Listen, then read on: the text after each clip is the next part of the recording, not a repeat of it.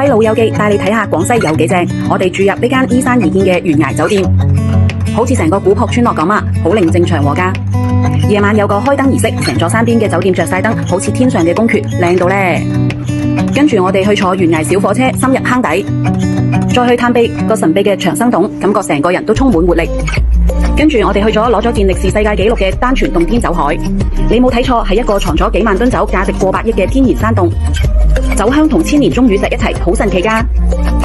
想睇活化石，我哋帶你去聯合國都認證嘅白虎窯寨。夜晚就去歌亞斯谷睇場熱情嘅瑤族歌舞表演，一齊圍住個篝火跳舞，好熱鬧㗎。之後我哋去鳳山沙門海坐船，呢度被叫做潘多拉遺落嘅藍眼淚，係全世界唯一可以坐船遊歷嘅天坑同天窗群。哇，啲水清到呢，穿過一個個海上天門，感覺自己好似去咗仙境探險。再跟住我哋去睇一條識開花嘅河——都江平江河。